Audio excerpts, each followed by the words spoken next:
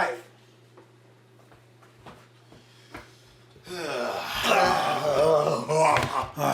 Oh, shit. We're washed. Baby face. Body and soul. We are washed. We are. This is Elijah Davis. This is Anthony Ofer. And this is Brostalgia. We're still working on the intro. We don't know how to do this We yet. have this. Let's start the show. Yeah. Let's do it.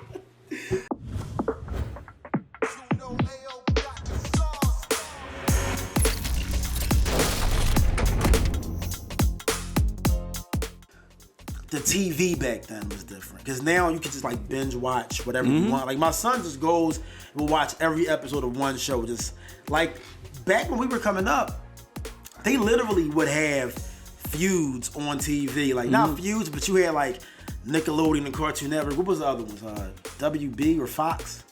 Fox and the WB was kind of beefing because WB got the rights to Pokemon, and then Fox was like, "Oh yeah," and then they had Digimon. Yeah, Fox had Digimon, right? Fox had Digimon. But they started like, all of a sudden, all our Saturday morning cartoons just became anime. Yeah. Because it was all just regular, I guess, like American cartoons, and then all of a sudden, like, I remember Fox's whole lineup just turned into anime at one point. The Cartoon Network just had straight up Toonami.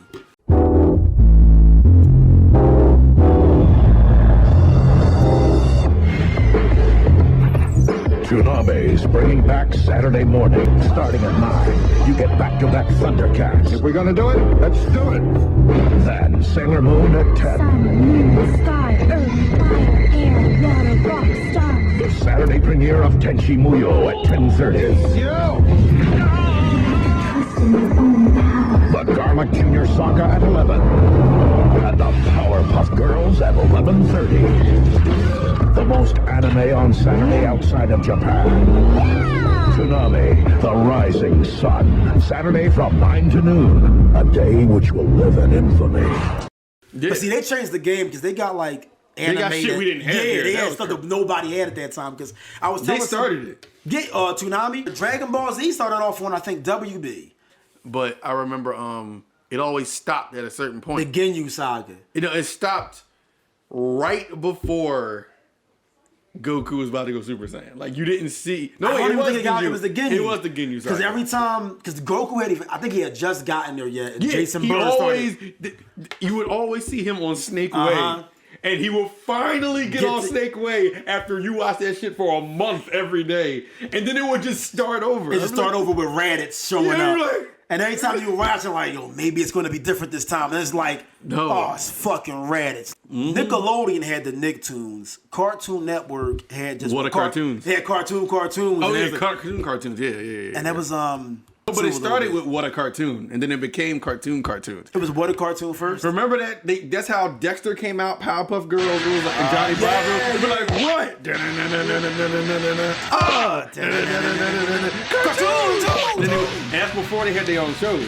Right. They were shorts or something like Yeah, they that. were just shorts. So when they got their own shows, when Dexter... It was Cow and Dexter, Chicken. Cow and Chicken, Powerpuff Girls, Johnny Bravo. I think that was like their main ones at the time. Okay.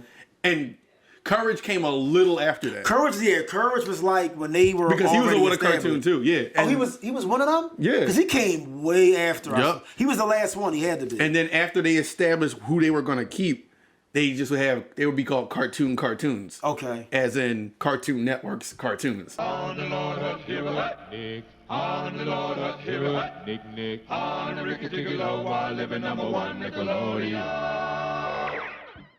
Their first one, was it Rugrats? It was Rugrats, Doug, and Ren and Stimpy. Those Ren three. and Stimpy was third? No, I think those three, they all came out at once. Okay, so they were the roll It was out. Rugrats, Doug, and Ren and Stimpy. And then, like you said, the rest of the day would just be game shows. Yeah, he had and Double Dare and Legends of the Hidden Temple. The Guts. I think kids died on Global Guts, bro. Somebody had to have died on that aggro crank. Do you have it? Guts.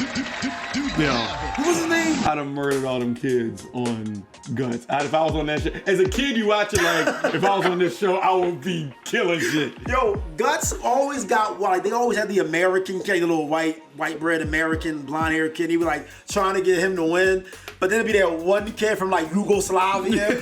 Like they would just do their intros. He'd be like, "Meet Demetrius the Shark Dare today." He would like cartwheel on the screen. He'd be like, I don't remember that episode, but no. He'd be like, and then he'd have a translator like, "My name is Derek. I'm just trying to." There was never a translator on Guts. You're making this up. I swear to God, he'd be like. Hi, I'm Roy Waldman from the beautiful city of Haifa, Israel.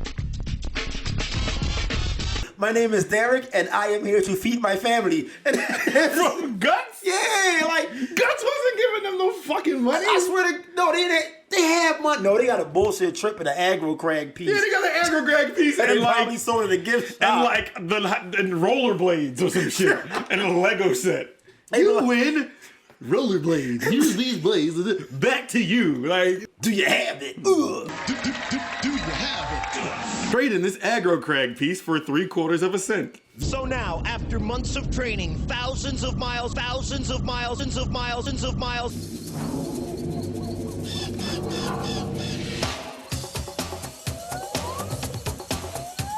Legends of the Hidden Temple.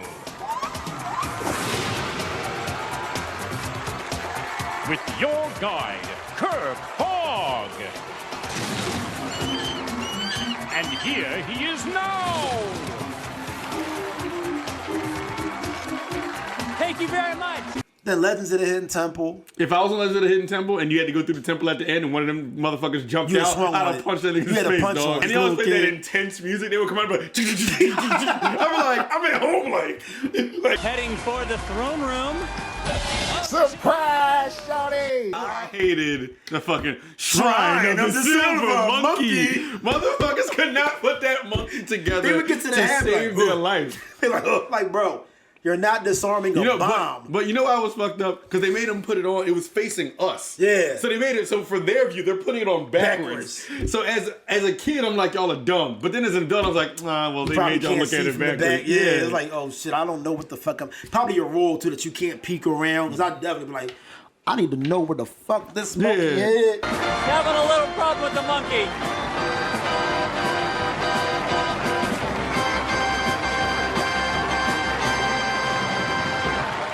You stupid motherfucker. Are you dumb?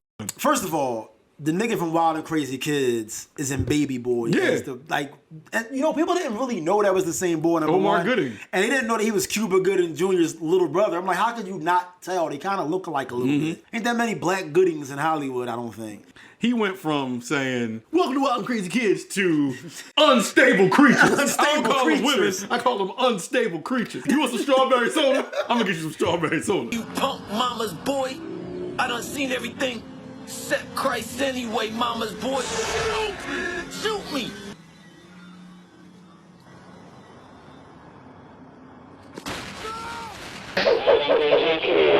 Remember Zach from Power Rangers got a second show that was on Nickelodeon? No. Space Cases. Oh, shit. Yeah. Space He had Cases. the braids He had on the it. braid. He had the dress. It's like count. Space Cases. Yes. Yo. Oh, yes. No one remembers that.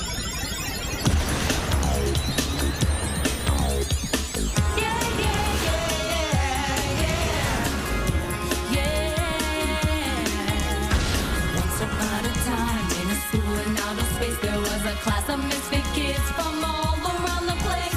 They snuck aboard a mystery ship, which soon slipped through a spatial rip, and now they're stuck on a long, strange trip.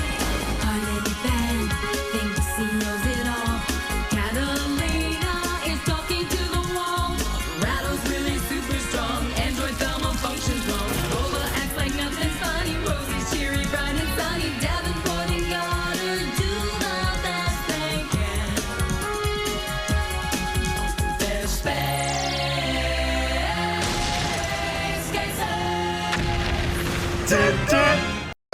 So Space Cases was literally like a hip, young version of Star Trek. Yo, and it was fire. It was good. I'm sure if I watch it now, I'm like, this is the cheesiest corner. Yo. I haven't tried to watch it since. I'll tell you one of the illest ways I ever see a recast in my life.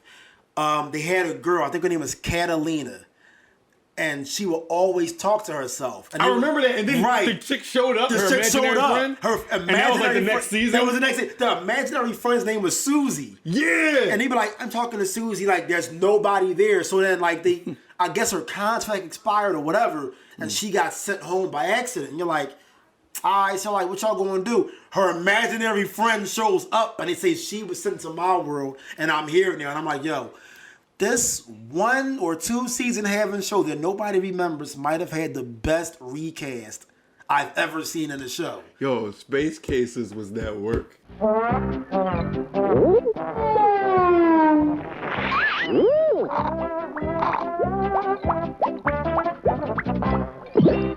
From what I remember, that show was good, but one thing I will say is Nickelodeon shows hold up, because I went back to Pete and Pete.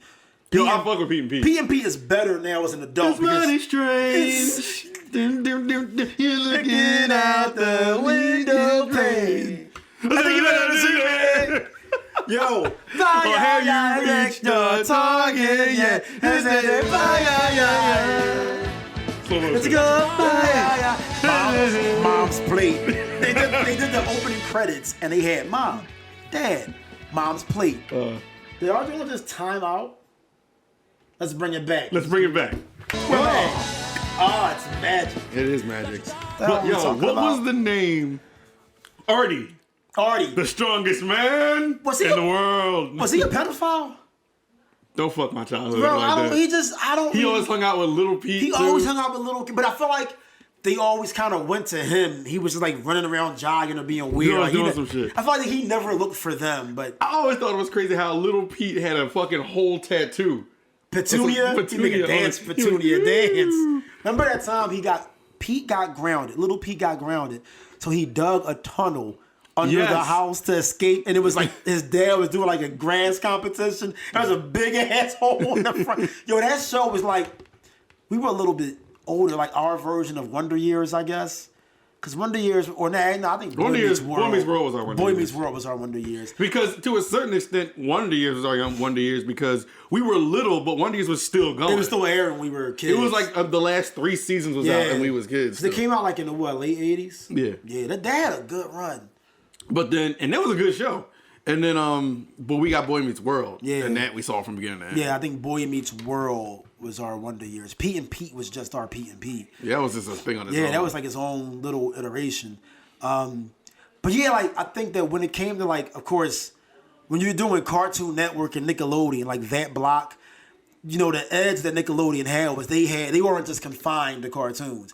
They had cartoons, they had TV shows, they had game shows. All that was like their version of like In Living Color. Mm-hmm. All that was a trendsetter. All that was just all that. That's a whole episode topic right there. Alone how Cartoon Network ain't got nothing for all of that. Right, like, and then they had Are You Afraid of the Dark? So they had horror for kids. Yeah.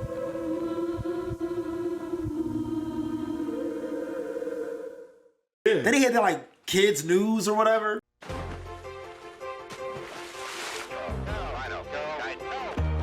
Nobody watched.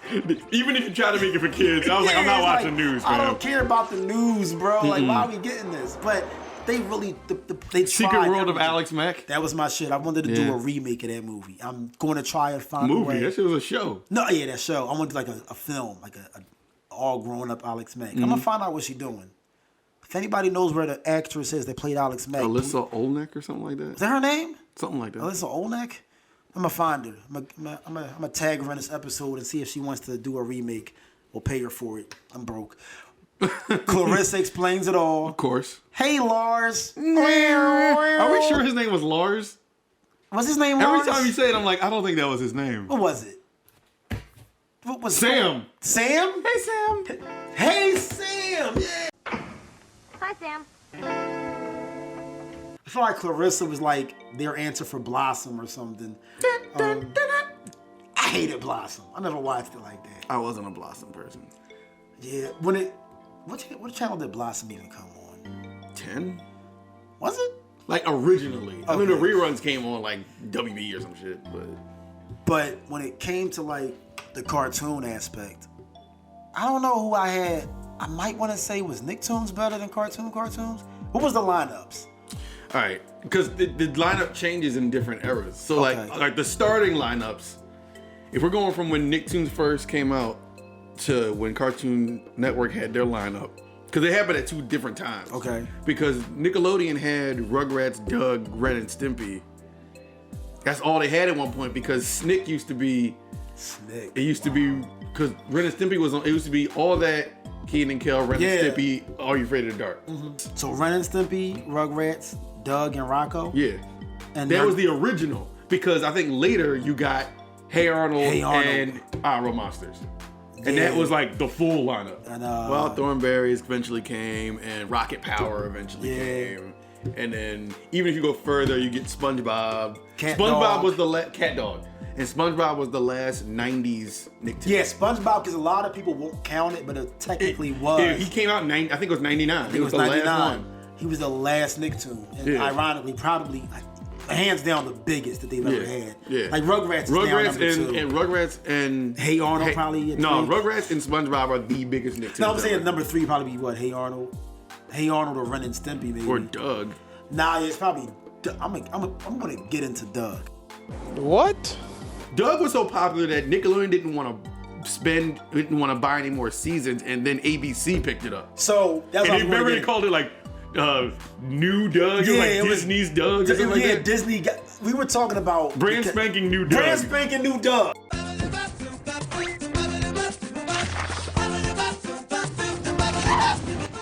Yeah, because it was Cartoon Network and Nickelodeon, but like I said, Disney was trying to they had their lineup too. Because eventually, I think around the time we got like Hey Arnold and Our Real Monsters, Disney came through with Recess, Pepper and they're clearly the top 2 because I'm trying to think of what else they had. They had them 2. Oh yeah, it was Doug. Brand new Doug. It was Doug. Mighty Ducks, but they were actually ducks with that hockey shit gear. Was fire. That joint was good.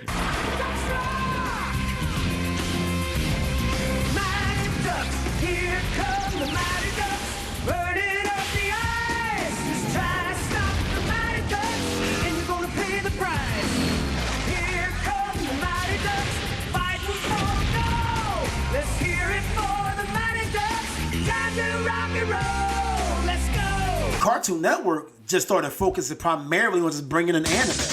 Get ready for a double whammy. Let's get started.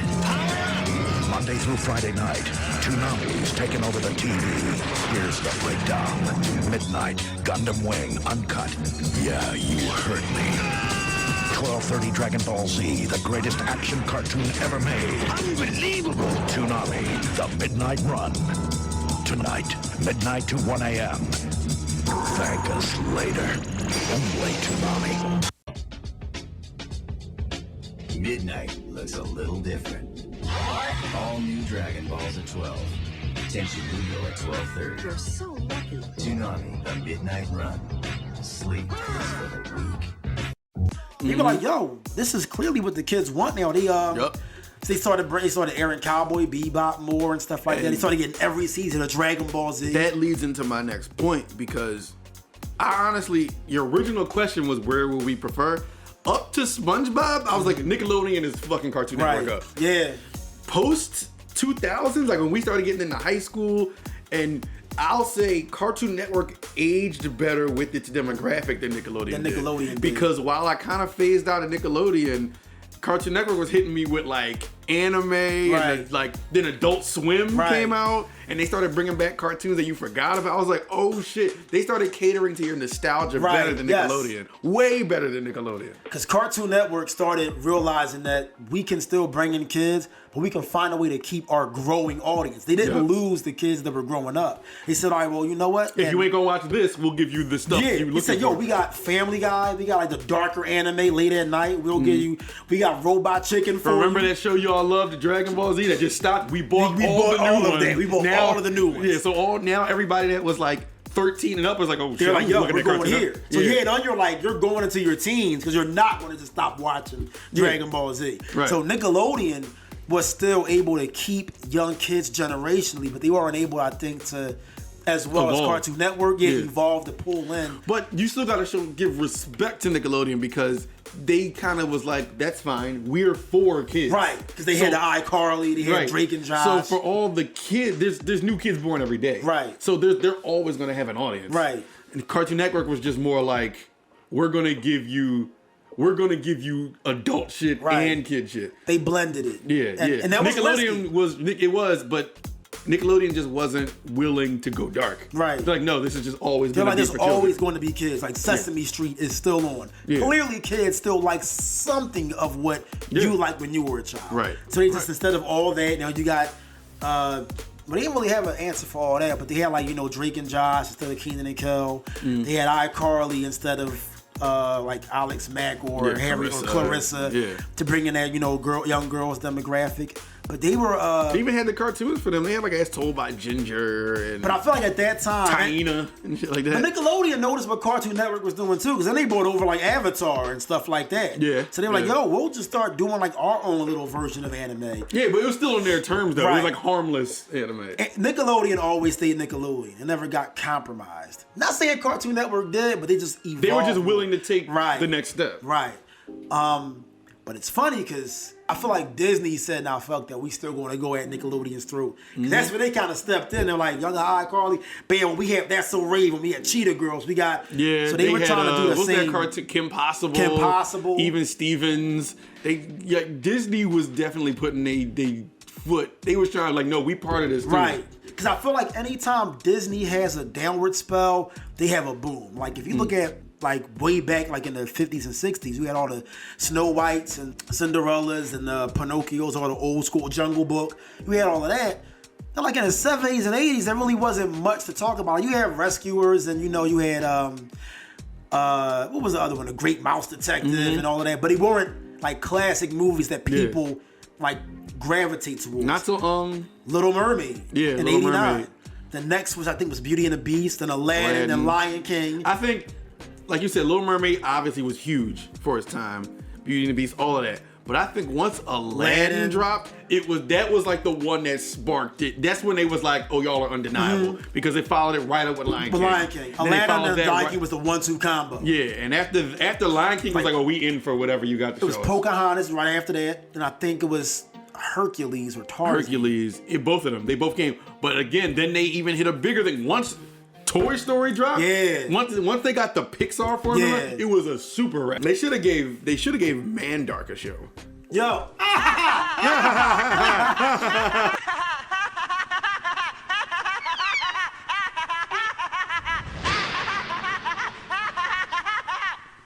Dexter's mom was still thick as shit. Dexter's mom. Disney had that after school block of Rescue Rangers, DuckTales, Aladdin, Gargoyles. Right. Gargoyles.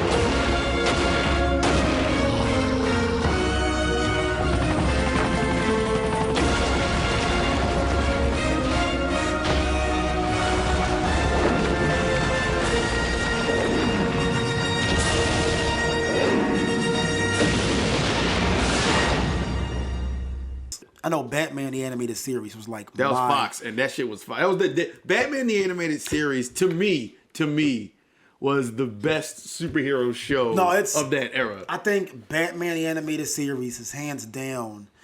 The only one that has something to say about it is probably X-Men. That's probably number 2 for me. X-Men was good, but Batman was deep. Like you could be an adult and watch it and be into it. X-Men has some heavy themes too, but Batman I just feel like because just the way it looked. Just the darkness, like it was literally dark.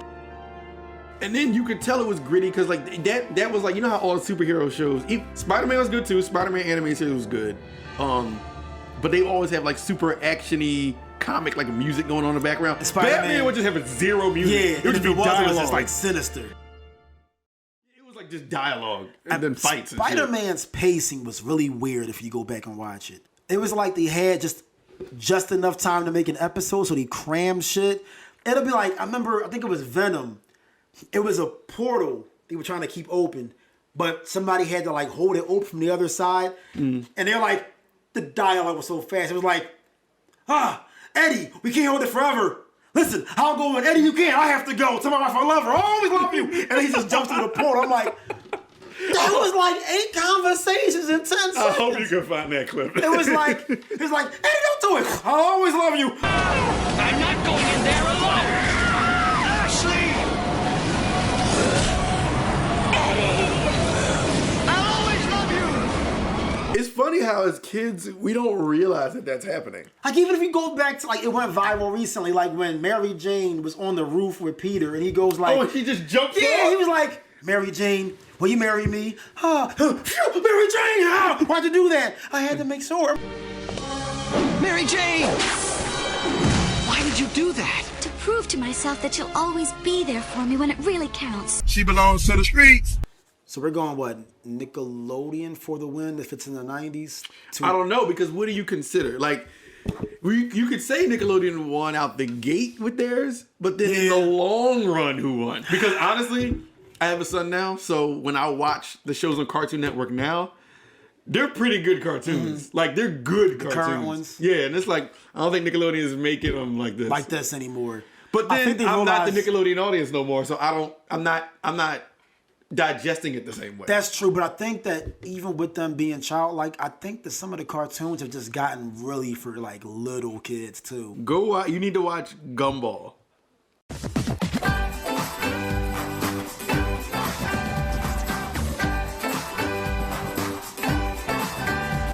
Gumball is so good because it's written by people who are our age that grew up with the stuff we grew up with. Okay. There's an entire episode where they go about their day as if they're playing an old school like RPG, like Final Fantasy. Oh, that's dope. So they're walking around and like getting into battles, and it has the like I said, same music, and the turn-based thing happens. Like, yo, you have to watch that. That shit is funny. That's probably. I'm gonna send you a link to that episode. That shit is funny. Ed, and Eddie, they were meth heads. Clearly. Like Ed, and Eddie were clearly meth heads. The way they ate them jawbreakers, y'all clearly had coke in your jaw. Rocket Power, they were just potheads. I didn't fuck with Rocket Power, and it has a huge following. I was like, I just did not like the show. I liked it, but it was like what I watched just because it was on. It wasn't like controversial. I wasn't a huge fan of Rugrats. Like, I love Rugrats, but it's like when people name their favorites, I get to it probably after about a good, like, Hey Arnold was my number 1. Hey Arnold was fire. Rocco was my number 2. Rocco is the most underrated Nicktoon. Yeah, Rocco's Modern Life. That shit, I will watch Rocco now. That shit aged super well. And just like some of they had some of the one-off characters that were just like, you'd be happy to see them in that episode. Like, really, really big man, stare into my nipples of the future.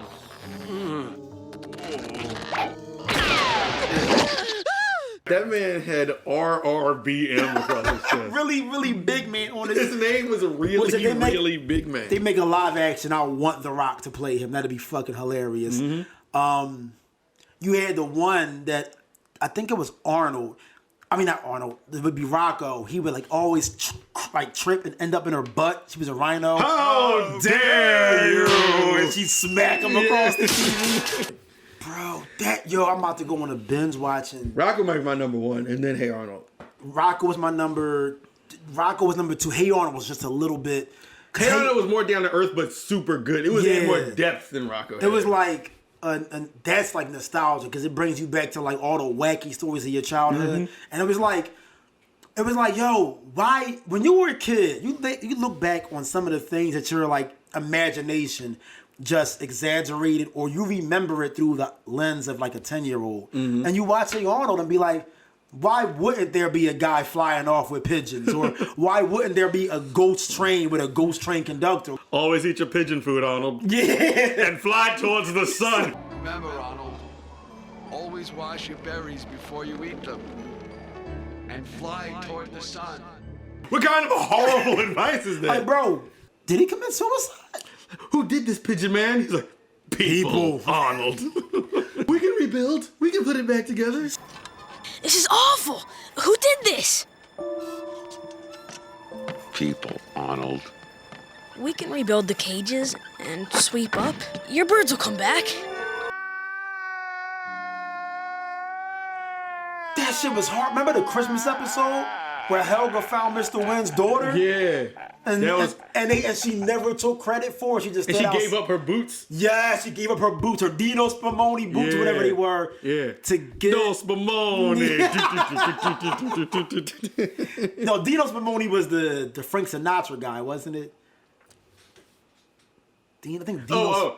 Dino was the Frank Sinatra guy. The boots were Nancy Spumoni. Nancy Spumoni snow boots. And then she gave the boots away to try to find, because the guy at the radio station wanted them for his daughter. Yeah. So she says, I just have a request. Try to find this daughter who got lost after And he was about to leave. Yeah, he was on his way out. And he's like, you can go home and you can quit, or we can stay here all night and find this guy's lost daughter. Yes. The choice is, I remember the whole thing. The choice is yours. And then he turns around slow, like. Bye.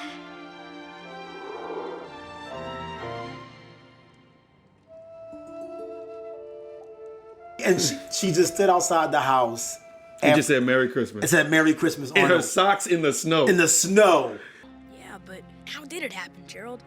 I mean, it doesn't make sense. Don't try to make sense out of it, Arnold. A miracle's a miracle, and that's all there is to it. Maybe you got a Christmas angel looking out for you or something. Christmas angel. Yeah, maybe. Merry Christmas, Arnold.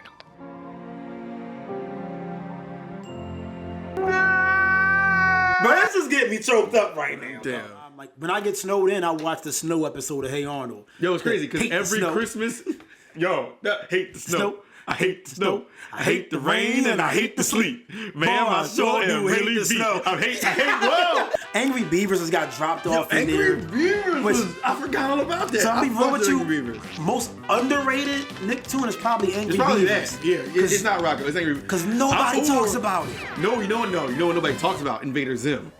Invader, I think because it came out later in that close to SpongeBob. We was older, so I was kind of already aging out. But when I saw it, I was like, yo, this is dark as shit. It's really more for like an adult sensibility, because if I was a little kid watching it, I could see little kids being scared of it. I honestly wanted Cartoon Network to buy Zim and put it in Adult Swim. That's where it should have been. Dope. I think Cartoon Network had the longevity that Nickelodeon didn't. Well, I can't say that. I think Cartoon Network grew with its audience better than Nickelodeon grew with its audience. I think you get to a point with Nickelodeon where it's like, I'm phasing out. And that's fine. It's a kids channel for kids. Right. And there's new kids born every day. I think Nickelodeon stayed Nickelodeon from day one till present. I think Cartoon Network, what they both did was pretty dope. Cartoon Network decided, I'm going to evolve and try to keep the fans that I've always had while bringing fresh ones in. You can grow up with Cartoon Network. Right. I think what Nickelodeon did was brave. It said, we think that our product is tried and true. We're not going to change the recipe. We're going to keep it going. If anything, we're going to just add more things that are current and with the times, but with the same formula we've always went with. Right. And at the end of the day, Disney blew them both out the motherfucking water. Disney, man. And on the Disney Channel, good things come in twos. That's right. 2 new series, 2 new animal shows, 2 new seasons of Ocean Girl and Avonlea. Now you can get Goofy 6 times a week. I don't think Disney blew them out the water in the realm of TV.